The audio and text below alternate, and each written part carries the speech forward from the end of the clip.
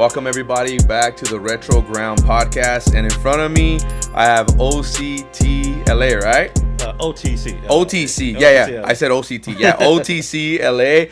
Welcome to the podcast, bro. Thank you for having me. What's up, everybody? No worries, man. So, first and foremost, bro, introduce yourself. Let everyone know your name and what's your business called. So my real name, Manuel Hernandez. Grew up in South LA. On the way. Yeah, grew up in South LA. Really, man, my main thing is getting into just collecting, but collecting specifically Yu-Gi-Oh. I do some Pokemon stuff, as well, but Yu-Gi-Oh is my primary, passion right now. Yeah. Gotcha. And how did you come about, or does the initials, do they stand for something? Yeah, so OTC LA Gamer Dad is just a little bit of everything with my passion, right? So starting off with OTC is a couple of things, original trading cards, so like the old school stuff, right? Like old school Yu-Gi-Oh. Like that. I love collecting like old school original trading cards, Los Angeles. Yeah. Oh, that's cool. So, but the other part of the OTC, I'm a big wrestling fan, right? Like I love WWE. I grew up on that. You grew up with WWF. Yeah, WWF, man. WWF as well, man. I watched the old school WWF, huh? Yeah, so that was before, when Vince bought it from his dad and everything. Oh, prior to his dad. Yeah, so before the Generation X. Yeah, even before that. Back, I was born right after the first WrestleMania, so Oh wow! So Roman Reigns is like my favorite wrestler at the moment, and he's called OTC, the original Tribal Chief. So it's like my little homage to that industry.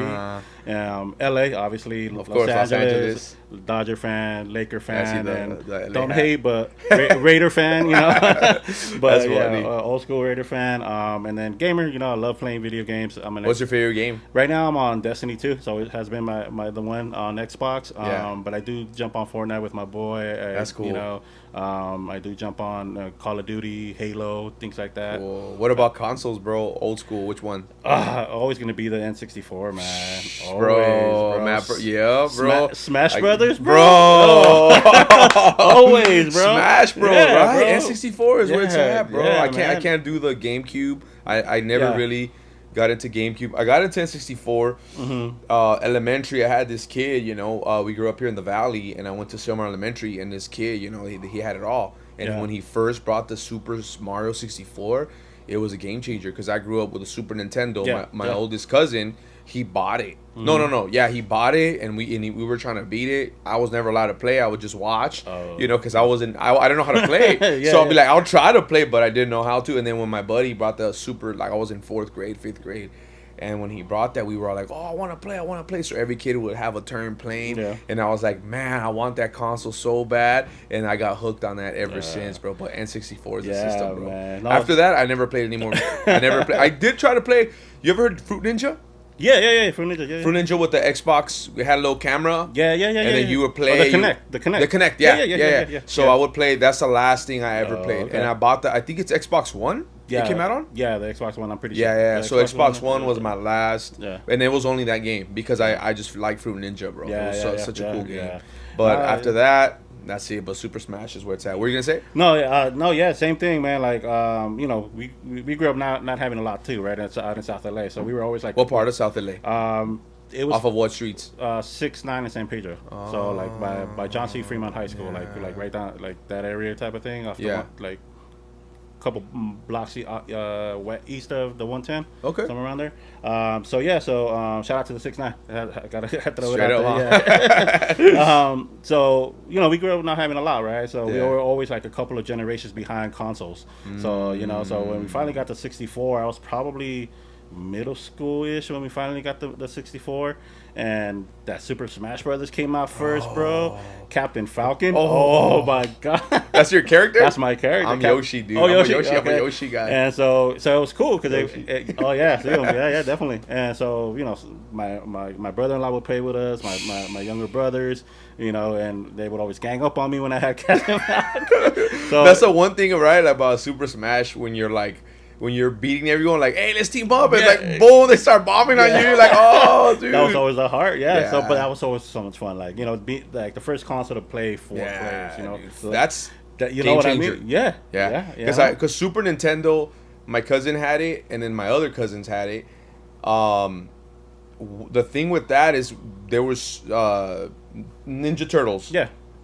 Back in time, but you can only play 2 players. Yeah. And I was kind of like, I think there was an adapter to add 2 more. I think so, yeah. Right? Yeah, but yeah. we couldn't afford that, bro. We're like only 2 of us, yeah. and it was like 4 of us, sometimes 6 of us, and we're like, we can't all play. Yeah. We would all like fight for the control, but when that came out 4 at a time, that's game changer, bro. Yeah, Did you ever play 007? Oh, I love Double GoldenEye. Oh my god, bro. Especially when you got the codes and make the big old heads and whatnot, dude. Remember? Or the single shots. I forgot about that. Yeah, dude, that used to be funny as hell. That's crazy. Yeah, I forgot about all that, man. So what do you do primarily for work, bro? I'm actually a veterinary assistant. So way. So I work in the veterinary field. Working primarily in internal medicine. So so doing that with dogs. I love animals, but dogs are my thing. Oh wow, that's cool. I have six dogs of my own. What kind of dogs? So starting off with my oldest, he's a pit bull mix, and then I have a Rottweiler mix, 2 Maltese, and then a Dachshund mix. So and then my youngest one, he's a Great Dane mix.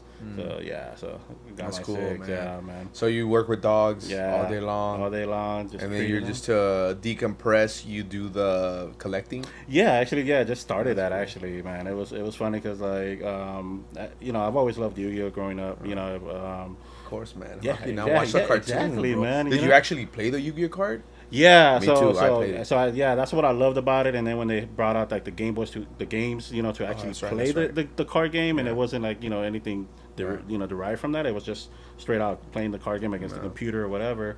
Like I fell in love with it, right? With even more.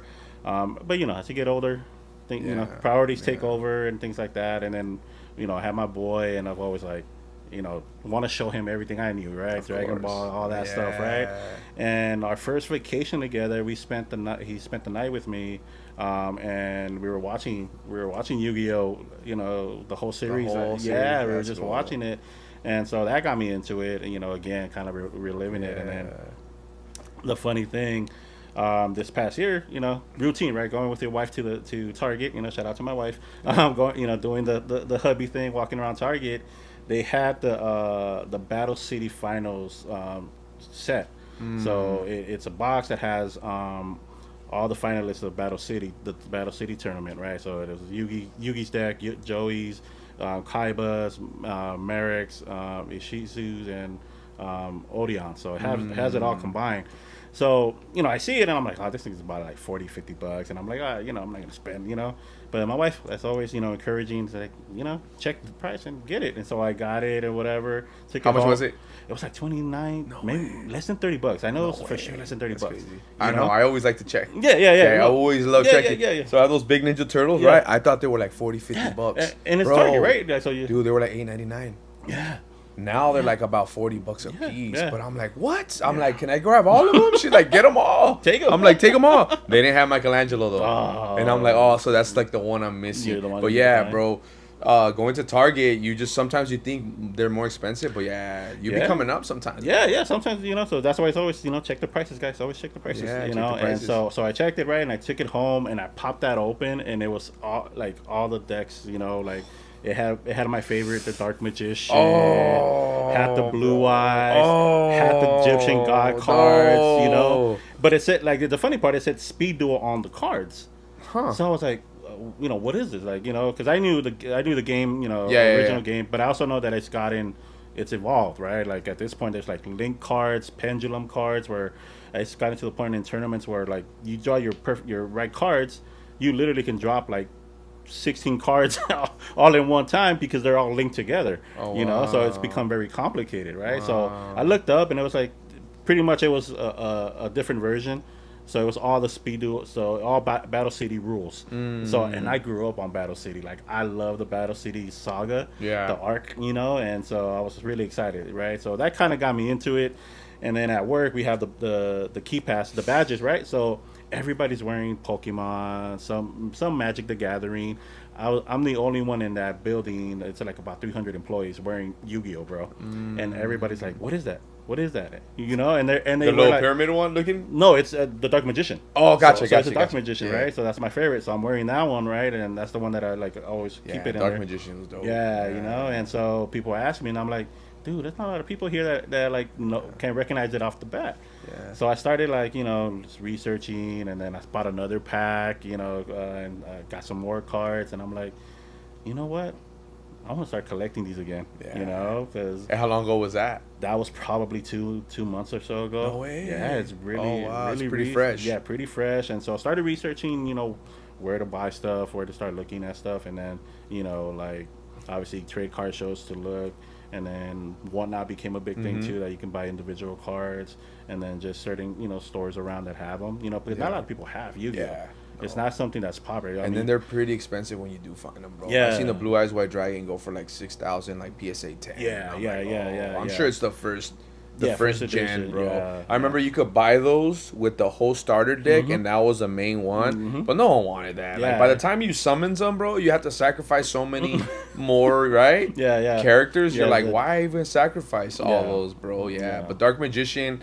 I remember Dark Magician is like two, right? 2. You sacrifice 2. Yeah, because that one was pretty tough to pull out. Blue Eyes, I think, is 3. Yeah. Based on the number of stars on the Yeah, card. of course. Yeah, 4 is 1, then 6 is 2, and then 7 and up is So exactly. no. I used to play it. I used to go to tournaments. Yeah. I was good, and I would always get beat by the kids who had the money to buy the good cards. yeah. And then oh man, I would get up because I didn't have money. When I have money to play, I would just try to build my deck based on whatever. Yeah. I'll get beat down cards from my homies. They're like, oh hey, you know what? Yeah. I got a what was it? Imperial. What is it called? The one where you can't use Imperial Order. Yes. And then whenever they would beat it up, Ben, they'll be like, "Hey, you want it?" I'll be like, "I'll play with that because it's a good card." Because you couldn't do any magic. At that time, we didn't know anything about like keeping cards, man. Obviously you want to take care of them as a kid, right? But if you had a Dan here and there, you had no idea things were gonna blow up like this, right? If I knew now what I knew, I wouldn't have thrown Blue Eyes White Dragon. I won't even open the Yu-Gi-Oh. Dude, all Yu-Gi-Oh cards, Pokemon cards. Like I would have taken them after I got married. You know what I mean? Like I would have taken them with me. I know, invest them, PSA them, dude, and yeah. it's a wrap. Yeah, definitely. Yeah. So when picking your name, were there any other names you had in mind, bro? Yeah, it was like Yu-Gi-Oh Dad, Yu-Gi-Oh Collector, or Yu-Gi Pokemon Collector, or Dark Magician, fan, stuff like that. But it was more of like. This all started with just a passion of what I want to do. You know what I mean? The love that I have for everything. And so that's where that name came up, and I had to put Dad in there because a lot of people. Yeah, I'm a dad. That's my main thing. Just one? Yeah. Well, just him as my son, but I with my wife now, I have 2 stepgirls. Okay. I don't call them stepdaughters. You know what I mean? They're my daughters, no matter what. I love them. Shout out to April and Taylor. But so 3, and then I have a niece that I love like my daughter as well. Cool. So it's actually 4. You know what I mean? So they're everything to me. That's cool. Yeah. Man. So you wanted to make sure you're a dad, so people know you're a dad. Everything's in there. Everything that makes me me. You know what I mean? And obviously, my wife is my wife, but of like course. that had to be part of everything. Was there any other names prior to that you were like deciding that they were like close with OTCLA?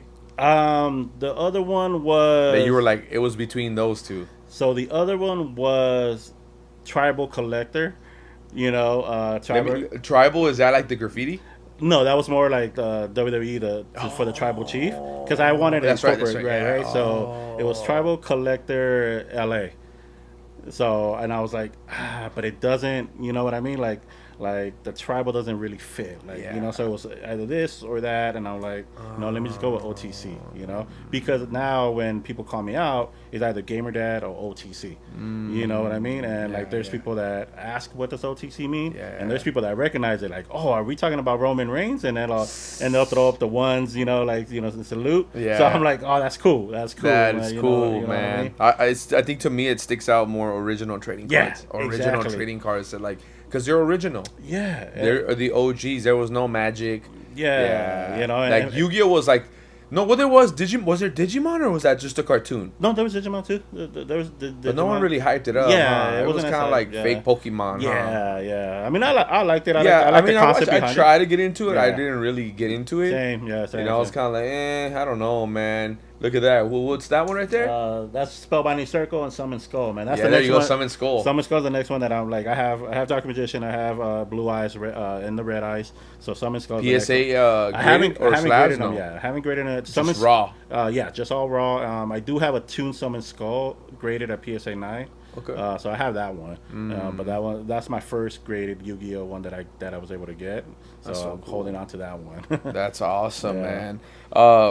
So considering you're not a vendor yet, are you nervous about doing your first show, bro? Yeah. When's your first show, by the way? It's gonna be in November. It's gonna be in November. Yeah, I don't have the exact date. I'm still working out the details. Okay. So that's my goal. So it's to start vending in November. In November, yeah. So just obviously because it's a venture that I don't know. So I'm taking my time. I wanted to take my time to really understand it because it's not for me. Like it's not about just making a profit off of it, right? Yu-Gi-Oh is not something that's known like that. There's not a lot of card shows like that, at least in this area. Yeah. You know what I mean? So I really want to make it right where people can come up to me and be like, so this shirt I always wear all the time. Every card show that I've gone to, even they're mainly Pokemon, but I'm the one wearing this one. A couple of guys that make comment and be like, "You're at the wrong show." And I'm like, no, I like Yu-Gi-Oh. Yeah, I like Yu-Gi-Oh. Pokemon's cool. Yeah, Pokemon's cool, and I love it too. Don't get me wrong. Mewtwo's always been my favorite, and Charizard as well. But Yu-Gi-Oh is my main thing, right? So even there's been a couple of guys that I've met at trade shows that I follow on Instagram and things like that that been real cool to me, like offering advice for like how to start up kind of things. So like what how to approach things and how to approach my first trade show, things like that, or just vibing. You know what I mean? Yeah. And of course. so I've taken pictures with them where I've given them actual Yu-Gi-Oh cards. Yeah. So like you had here on BJ Rips.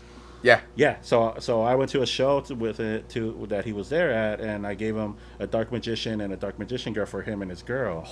So it was really nice, right? Yeah. It was so cool. It was nothing. Shout out BJ Ribs. Yeah. Shout out, brother. But it was nothing more than like, hey, bro, I appreciate you, because the first show we went to was at the Pasadena front row. Yeah. And I took my son for the first time. To that with me. It was our first time going, so it was me like kind of just really learning how it goes and things like that. And they were real cool to my son, and that's that. Yeah, of course. You know what I mean? Like you take care of my boy, bro. You know what I mean? Of course, man. I feel you. Most of the time, I don't know if it's a sales strategy, but I don't consider it. I like giving away Pokemon cards. I have 3 binders. When little kids pull up, I'm like, hey, have a free card. Yeah. And the parents, I don't know why, 8 out of 10 times they spend money, bro. Yeah. I had a dad, he was telling his girl, no, the little girl, like, don't. And I told her, hey, look, she can have a free Pokemon card. She got excited, dude, and he bought a $50 slab. That's awesome. But he wasn't planning on buying nothing. You know what I mean? But parents do feel like, oh man, that's cool. You don't have to give away nothing. No, you don't have to do none of that, bro. No. But I feel like parents get really like you said, it touches them like, oh man, this guy's hooking me up. Why is he doing that? Yeah, exactly. Well, he doesn't have to give my daughter or my son a Pokemon card. And sometimes I give him a free claw machine try. Oh yeah. Yeah. It's because I have a claw machine. I don't even see. Yeah, that's the one thing. But no, definitely. And what's gonna be the show? What show? There's one that's possibly happening in Simi Valley that again, there's a lot of details out there that I'm trying to get contact information. Make sure. Is it a Yu-Gi-Oh or a Pokemon? I think it's more Collector? of just mixed vendor kind of thing. Gotcha. But don't have a lot of details, like I said. Yeah. Outdoor, indoor. I believe it's going to be indoor, and That's cool. and that's the one I'm trying to get into. I'm trying to get everything set up. So just don't hold me to it, but that's the goal right now. To start vending in November. Start sending. Are you nervous? Yeah, man. Yeah, because it's like, again, it's. What's the biggest thing that gets you nervous? I just don't want. I don't want people to see me as just someone that doesn't know what he's doing. You know what I mean? Like, that's not the thing. And my goal is not to, like, you're just doing it for money. Yeah, that's not my goal. Like, prime example, actually. You know what? I have my TikTok, same by the same name, OTC, right? And there's this guy, like, I just been posting up all my cards that I have, like everything that I get, just posting them up. And there was this guy that commented like on a Slide for the Sky Dragon card that I had. And he just posted it. He was just like commenting like, "Damn, man, I remember I had that card when I was a kid. I remember I traded it to one of my friends, and the card that he gave me turned out being fake." Oh. So I was like, "Oh, so that touched me, So I told him, DM me, and we talked off of offline, and we DM'd each other. So I ended up sending him a Slifer card. Like platinum Secret Wear. That's so cool. Slifer card, and the guy was like, how much do I owe you? And I'm like, nah, bro, pay it forward, bro. That's all I want you to do. I don't want you to do anything else other than, you know, if you see somebody else, there's another kid that's interested in Yu-Gi-Oh, just hand them over one of your cards. That's it. That's so all I care about, bro. That's and so cool. So he finally got it this past week. He finally received it, and he was so excited. He sent me pictures and just his messages where he was so excited, man. That's so cool. That's what I care about, man. Like, obviously you need funds to continue to be able to do that, right? You do. But that's what I want to do, you know, and you know, especially like, you know, with this market and you know, even in Pokemon, if I can do it for Pokemon 2, I'll do it. It's hard for a lot of people to get some of this stuff, you know what I mean? You know, and start, you know, for little kids to start their own collections. Yeah, of course. You know, so I want to be able to, you know, have them start off on something, you know? And then, like with Yu-Gi-Oh, if I can give out a Dark Magician and I got a new fan. Do you have a lot of Dark Magicians? I have quite a few. No way. Yeah, I have quite a few. Where'd you get them? A couple of them are on Whatnot, you know, specific, and then quite a few I've ripped. You know, so quite a few I ripped off of collections that I've gotten. Like old school packs? Yeah, like probably tints from like 2019 that came out in 2019, things like that. Okay. Different versions of Dark Magician arts, kind of like that. So again, just going through stuff and trying to build my collection through that stuff. Yeah. Do you still play it now or not really? I am gonna start playing it. So my son and I started building our decks last night because I don't know if you heard, they brought up a new version or a new play version called Genesis. No. So this one is like very similar to the old school one where it's a point system. So each card is worth a certain amount of points, and there's a cap right now at 100. That's the official cap. But obviously, if you're doing tournaments at at a trade shop or whatever, they can increase it or decrease it, right? However they want. But you can't use the cards that I was telling you, the link cards that are connected to each other, or the pendulum deck, which again, it's just hard for me to understand what they were. But this is more like old school Yu-Gi-Oh, right? Like you can any cards there's no limited or banned list. You can use Pot of Greed because you know how that one's been banned for a long time, right? Bro. So you can use that one now, and there's a three limit on. It might be like the old. I remember that. So that got me excited. I remember when it first got banned. Like what? Like you pulled it out. Like you can't use that. I'm like, what do you mean, bro? Like, I would play against dudes. Like what do you mean? Like you can't use it. Like, okay. There was one, bro. I'm still trying to remember the name. They would always get me with that one, bro. A little purple sparrow dude that did like, I don't know if it was 100 or 200 damage. Yeah. A little sparrow, bro. I can't remember that card either. Yeah, dude. So it was like a lock. So it'd be like 200, and you'll be like, all right, go again, 200, and that was like a way to lock you, and you just lost. Yeah. Because you can't draw a card. So whenever it attacked you can't draw a card. So whatever was on the field, that was it. So if you didn't have a trap card to kill that little sparrow, it was a wrap. Yeah. And that was like a lock. I forgot what they called it, but I remember like I would always lose to that card. I'm like, man, I can't stand that card. It was a little purple sparrow. I gotta find it, bro. But it just pissed me off. I'm like, man, because these kids had that, and to pull that, it was so hard. Yeah. And I think the card at the time might have been like $40-$50, but $40-$50 back then. Oh yeah, that's a lot. Yeah. So, but yeah, man. So, what inspired you to like get back into it again? Just going to Target? It was that Target, bro. It was literally that Target. And then again, shout out to my wife. Because she encourages me to do the geek stuff. You know what I mean? She lets me play video games. She lets me do my cards. She lets me do all that stuff without no judgment. Is she into it at all? No, no, not at all. Nothing. No anime. No nothing. No. No Pokemon. No nothing. No Pokemon. Wow. No. She's not really into that stuff. I mean, she has her own stuff that she's into. Like I love that we mesh over sports. I got into WWE. She went to WrestleMania when it was with me too. When it was here at SoFi. So we went together. So it was so cool to share that with her. That's cool. But yeah, she's not really into it. I mean, she tries her best to like encourage when I talk to her about it to like understand what I'm trying to say. Yeah. No, I know my wife's the same way. She like when we have events, she's like, I like to go, but I think it's better if you stay here because I don't know what they talk about. Like I don't know what. I think all she knows is Pikachu. Oh, there you go. Pikachu and like maybe Charmander, maybe. I don't even know. Yeah. But she's like, they're cool, but just you do your thing, you know. Because she'll be like, man, you'll be making some money, doing that. And obviously, like I said, I don't do it for money. I enjoy seeing little kids, bro. Some little kids, you know, I get it. Their parents don't got the money to buy it. Exactly. I hook them up, you know, whatever. Yeah. And some do. Some don't, and some do. And it's for fun, dude. I just Yeah. do it. That's like my main source of income. You know what I mean? Yeah.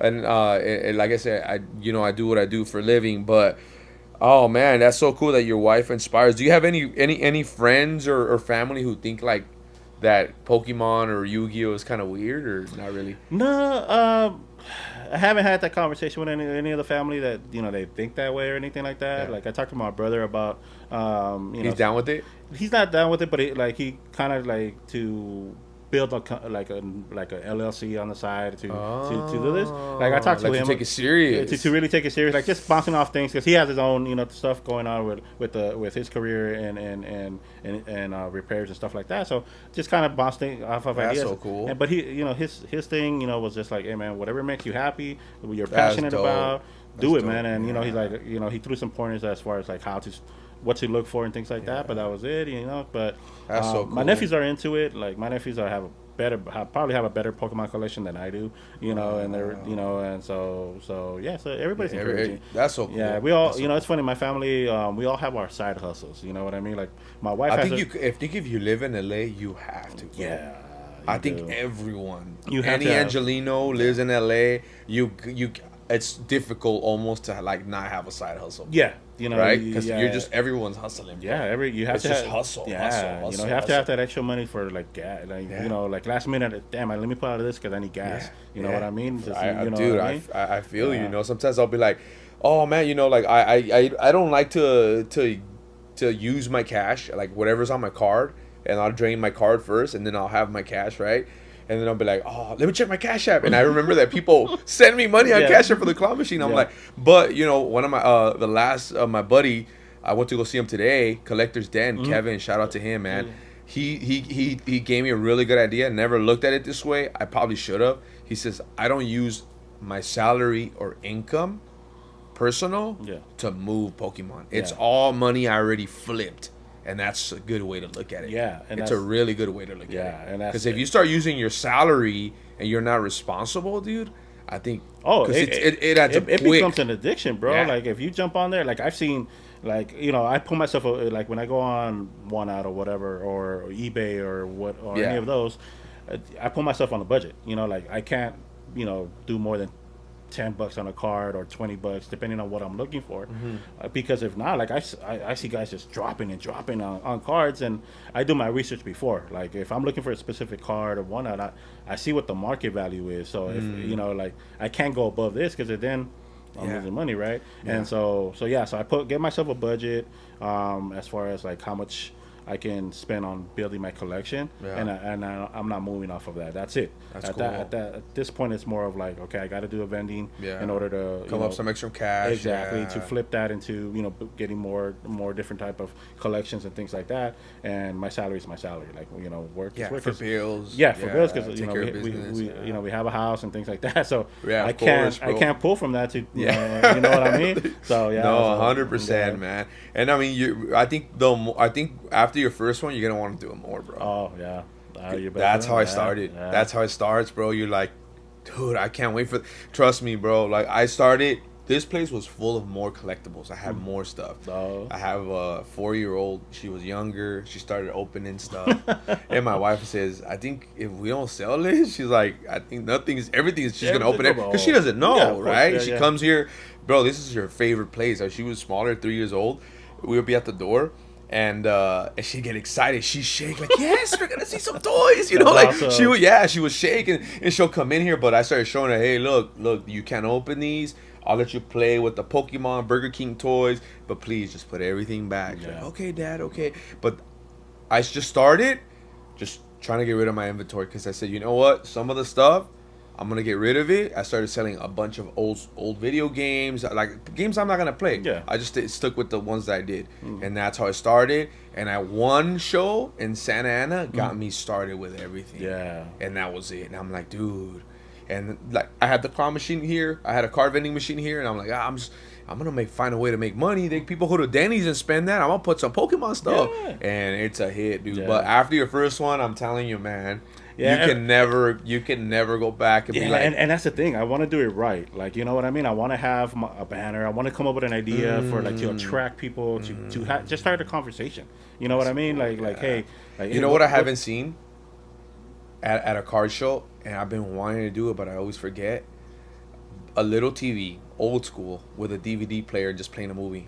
Oh, I want that. My daughter has it. I forget it every time. But I just want to put a little. She has a little TV like this big, bro. Yeah. You put a little DVD, and just play the Yu-Gi-Oh. Just play the Yu-Gi-Oh. That's so sick. Dude. Yeah. Because people are gonna be like, oh, I remember watching that. You know? Yeah. Because I was at LA Card Fest, and they had a big screen, bro, and they were playing movies, bro, and everyone was like, "Oh, Dragon Ball!" Yeah, people were hyped up when they were like, you know, when Frieza turned like the gold Frieza. He's like, everyone's like, yeah. You know, people thought they ripped something like, "Oh, no, it's a Frieza." Just watching, it's so cool, just watching it. Yeah, but that's the thing, that you know, leading up to it, I want to see what can set me apart, what can get people over to just, you know, talk about Yu-Gi-Oh. You know, that's why I think maybe teaching them to play exactly. Such like a trading night, learn how to play Yu-Gi-Oh would be cool. Yeah. Because people don't know how to. I'm like, all my friends, you know, I didn't dress like a Yu-Gi-Oh guy. Like, you know, I was more into graffiti. And all my graph hit homies were like, "Why do you play Yu-Gi-Oh, bro?" I'm like, dude, you actually have to use your brain. Yeah, I don't think if you play it the right way. And that was the thing. And that's why when they brought up this new Genesis one, right? Like this version of it, I got excited. Maybe that's why it's called Genesis. Yeah. Exactly, because you know what Genesis means, the beginning, bro. Yeah, right? Bro, back to the beginning. Yeah, because don't get me wrong, like people that were like the World Championships were just in August, right? And for Yu-Gi-Oh, the Yu-Gi-Oh, yeah. They were in France. Yeah, the World Championships just happened, and then they have this Exodia card that's like, they call it the Van Gogh because it's in that style of that painter, and it has the in the text. It has the France flag and the World Championship 2025. Wow, so that's like a big card, right? Dude, but some of the decks that I was looking at, the decks that were winning, they were like just so complicated. You know, for some ones that are not hardcore, right? Like, you know, you know what I mean. So it was like, oh man, like how do I build that? And then, you know, there's the video game Master Duel, you know, that my boy plays a lot, and you know, and it has all these same cards, and it's like, man, that's took the fun away. So I go back to the emulators, and I'll bust out Eternal Duelist, the original one, and I'm playing those, and I'm like, okay, makes me feel more when the exciting thing was like, oh smack, excuse my language, I like almost said it, oh smack, I'm about to pull out the Blue Eyes White Dragon, you know what I mean? I'm excited for that. And these guys are pulling out all kinds of different crazy cards. No, I know. I seen someone like I got my neighbor, he says, hey, I have a bunch of Yu-Gi-Oh cards. After I did my first show, I told my wife, I want to do another one. She's like, why don't you just do a yard sale? I'm like, So I started doing yard sales at my house. And everyone started hitting me out like, hey, can I be part of your show? Because I made this cool flyer. I'm telling you, you know what's up. I did a cool flyer. It's a Pac-Man flyer. Oh, cool. And it said Vintage Garage, and it had the Pac-Man. And I put the date, and everyone thought it was like a show. And everyone was like, hey, man, can I be part of your show? And I'm like, what show? You know, because the presentation, it looked like a show. It's all about I was like, I mean, I guess you can come. So my neighbor next door, before we moved out from the house, we moved from where I was in San Fernando. We moved to Granada not that long ago, and my neighbor, he was like, "Hey, I don't know one's into Yu-Gi-Oh, but you can have all these cards." Wow, bro, he gave me a bunch of cards, a bunch. So I'm thinking about doing a little card vending machine with just Yu-Gi-Oh. Yeah, see, so you could just pull them, dude. Yeah. And that brought me memories. So when I was like, man, I remember playing this. And I started looking at the hits, the defense. You got to turn the little card. I'm like, man, I want to play it so bad again, bro. Yeah. The Dark Magician, bro. You know what I mean? Like, there was a Pot of Greed, Time Wizard. Bro. Yeah. It was just like so many memories. Swords of Revealing Light, bro. And especially like, you know, when he pops them out and you see them, you're just like, cool, you know. And that was the thing for me. That was the difference between Yu-Gi-Oh and Pokemon. Yeah. Right? With Yu-Gi-Oh, it was like, when they did the Battle City arc, like I said, that's my favorite one. Imagine walking down the street and just saying, "Hey, bro, let's battle. What's up? Let's go. Let's go." You know, imagine that, and you're right there. You know, just battling with that. You know, like don't get me wrong. You know, I love Pokemon. I love doing Pokemon. It, but Yu-Gi-Oh was always like, Yu-Gi-Oh. I think Yu-Gi-Oh was a thing where like I never learned how to play Pokemon, but the cards look cool. Yeah.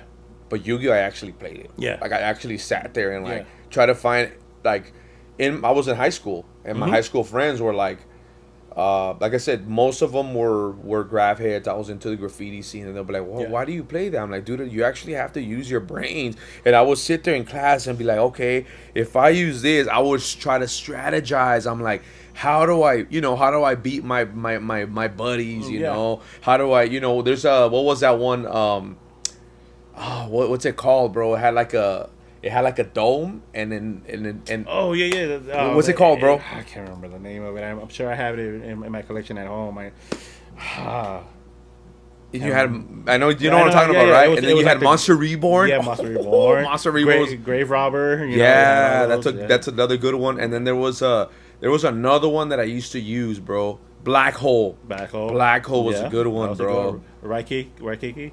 Yep, that was always a good one too. Just get rid of all your stuff and boom, start all over, bro. There we go. Man, I'm the only one with monsters. Man, dude, I think we have to do like a night where we all learn how to play. That would be so cool, man. Like just reintroduce it, man. And then that's the thing. Like I want to get stuff so like everybody get be able to hand them like a starter deck. Yeah, you know what I mean? Like that's so true. Here's a starter deck. Let's learn together. So cool. Let's battle. Let's see. Have a little tournament. Come back again. Do a little championship. A mini something like that. You know what I mean? That would be cool. That's what I want to do. That's so cool. I would love to build that. Be one of the ones to build a community. Back again in Yu-Gi-Oh. Yeah, and just enjoy it, man. Just have fun, man.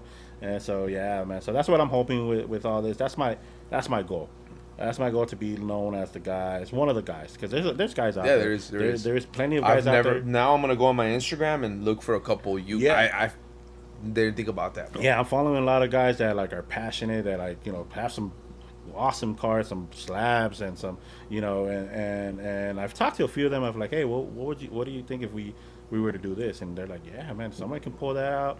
There's guys in Anaheim and San Diego that are Dude, maybe in November, bro. Yeah. Maybe in November we could pull something, dude, at the coffee shop I'm telling you about. Like get a bunch of Yu-Gi-Oh guys, just do a Yu-Gi-Oh night, bro. Yeah, man. That would be so cool. Just go, even if we don't if people are just hanging out, hanging out, talking, trading, playing a little TV, one of these, bro. Dude, that's so cool. Be freaking awesome. We're drinking coffee. Yeah, so just cool. Talking, we're reminiscing, and then I'm like, hey, man, hey. Let's try to learn how to play again. Yeah, let's look at the cards. Let's see your deck. Let's see, hey, how you build a deck. Man, you're pumping me. I'm gonna go back and look through my cards and build my deck, bro. Yeah, bro. Like I told you, I tried. How many cards again? I forgot. I think it's what is it? 40, 50, something like that. You could do 40 minimum, 50 max. Yeah, right? something like that. So, but yeah, and like with this, like I said, with the system, it's a new point system, so you can't go over 100 or whatever. So you can't use the big cards unless you there's some cards that are worth 100 points, just the card alone. So you have to build your rest of your deck, which is zeros. So imagine if you're able to do that. You know what I mean? So that means a lot of thought into what you're going to use, how you're going to use it. That's crazy, yeah. So so that's what So the one I'm building is around Dark Magician. I'm trying to that's my main. Of course. So I'm trying to build that one. My boy's trying to build up the one with Cyber Dragon. That's another one that he's. That's trying another to build. good one. Yeah. So that would be cool. Just to, hey man, let's just talk Yu-Gi-Oh, man. You know what I mean? So So I want to be that weirdo that shows up to a convention that's supposed to be all Pokemon and be the one Yu-Gi-Oh dude. You'll stand out. Yeah, but I do, like I said, I do have some Pokemon cards, so a way to have them to come over. Like, look at whatever I have Pokemon, but hey, look at this. Look at this. Look at this Blue Eyes White Dragon, bro. Like this quarter century, bro. Yeah. No, of course. What do you think is your reselling inventory worth, bro? Right now, Yu-Gi-Oh, it's at about $500 to $600. To resell, that's what you plan on using. That's the one. That's the one I'm gonna bring out. That's the one that has all the prismatic rares, the quarter century rares, platinum secret rares, all those. That's what it's worth right now based on TCG. So I've already valued all of them as far as market value. My collection market value, just that. I haven't done all the other ultra rares that I also have. I have a bunch of other ones that I haven't done. Gotcha. But just like in this binder that I have in front of you, that one's about $600 alone. Yeah, alone. Oh wow! You know what's interesting about Yu-Gi-Oh? That the sleeves are different. Yeah, smaller. Yeah. Smaller. I try to use penny sleeves, to put all the Yu-Gi-Oh. No, they're too big. They're too big. Yeah, and they're moving around a lot. Yeah. I forgot about that because I'm like, hey, how come they're not fitting? I try to use some of the Pokemon ones. They're too big. Yeah. They're different. They're smaller. They're smaller cards. Yeah, they're smaller cards, bro. And that's what I love about the cards. They're smaller. They're in your hand, right? But the art is really awesome. Yeah. The different versions of the different characters now that they have. And it was very hard too. Side note, to try and replicate because it always had the little square. Mm-hmm. And you knew right away, like, this is fake. There's no, like, because, now I've seen people who have, like, a Mew and it's fake and it's a sticker. But with that one, to replicate that little square, that was something that's very... I knew right away, like, oh, does it have the square? No, it's fake. You knew. Yeah. Because Pokemon, you kind of still have to be like, oh, is it... some people don't even catch it, bro. Yeah. No, yeah. But with Yu-Gi-Oh, was so quick, that little square on the bottom right, you knew, like, oh, no, man, that's fake, it's bro. missing that, or it's not, it doesn't look right. It's not. It doesn't look right, you knew. The right way. I think it didn't say something? Yeah. It has, like, a little design on it. Yeah, it has a little design inside, and you already knew, like, hey, this is straight. This is bootleg. Yeah. 100%. Yeah. 100%, man. What's the craziest card you've seen as a reseller as far as price, bro? Yu-Gi-Oh. Yu-Gi-Oh. There's the Blue Eyes, bro. There's a Blue Eyes out there for like $9,000 to $10,000 out there. Yeah, the PSA 10. Yeah. Wow. Yeah. And it's crazy. You've seen it first with your eyes or first hand? The first hand, I have not seen any cards. Like, because I've seen them online. I've seen them online. I've seen people on Instagram, like, they have them in one ad. They do their posting, but like in person, like I said, I haven't seen anybody, at least in the trade shows, to have like cards like that. What's the craziest you've seen in person? The craziest one that I've seen was at Pasadena, the front row car show. That was also a Blue Eyes, but it was like a couple $100. It was a couple $100. What was the PSA on there? I think it was a 9. 9, yeah. I think it was a 9. Everyone wants a 10. And that's the challenging part too, like, because deciding like what's really the worth, PSA, CGC, all these ones that are different, because a lot of preference probably. Well, PSA is just so popular. Like, it's known, it's established. It's like the Pokemon of trading cards, of the grading cards. That's basically what it is. So everything goes through them, and but it's funny because I've heard of, like, I've had conversations with guys where like, you've seen like some cards that they thought was probably an 8 or maybe a 9, comes back as a 10, and then there's cards that they thought it was a 10, comes back as an 8. So like, what's the consistency there? You know what I mean? Wow. So I've seen that. Here's a little food for thought. I've heard and I've read a couple things that PSA, let's just say we have 100 Blue Eyes Dragon, right? Out of 100, they're only gonna grade 10 PSA. Only 10 of them. That's it. Everything else, like, supposedly, it's gonna be a 9, an 8, whatever. Like you said, that's why sometimes you see that. Yeah. You're like, wait a minute, because it's only a certain percentage that they do, so there be unlimited. Yeah. The value of it. Yeah. So they're not gonna have 100 Blue Eyes White Dragon PSA 10. Which it's only gonna be 10. Yeah. Which sucks. So which I've heard. I don't know if it's true. It makes sense. Yeah. Because then they're getting the money to submit, right? Yeah. Maybe they'll increase it depending how many come in. Yeah. That's why they say it takes a couple months. Okay, how many of these are getting? Yeah. Yeah. It's an interesting thought. I said, wow, that makes sense. It makes sense, right? You got to control the market. Yeah. You got to have your name worth something, because if you're grading everything to 10, and people are gonna be like, and that's why they don't like Japanese Pokemon cards. Because no way. Yeah, because I've heard that the Japanese Pokemon cards are usually guaranteed 10s because they're so well done compared to like there's not as many mistakes, on those. I've heard again. It's all speculation. Of course. Don't take me on my word, but it's things that I've heard, things that I've read. Same thing that I've read too. Like that's what I said. Like, and it makes sense because you control the market. Why have a bunch of PSA 10s?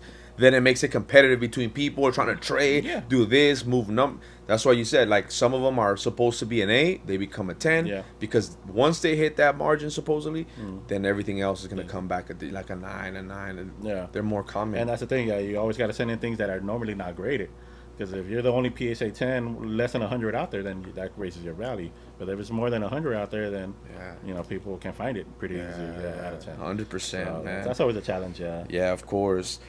Considering you're a Yu-Gi-Oh guy, not Pokemon, what's your most expensive card on your deck? Like a Yu-Gi-Oh. So there's two, both raw. I have a quarter century Blue Eyes White Dragon. That's just raw is about $50-$60. Okay. And then I have a Dark Magician, not the original art, but it's like the 12th or 13th version of the art, but it's signed by Dan Green, the voice actor of Yu-Gi-Oh. So it's signed by that. I mean, he I didn't even know the names. Yeah, so he's still alive. Yeah. So he's at the car shows. There's some people that have the Dark Magician girl as well. Her signature. Can you grade those? Yeah, you can. I think PSA does it. Does the one that does the signatures, the autographs. That'd be so cool to get a Dark Magician signed by. Yeah. So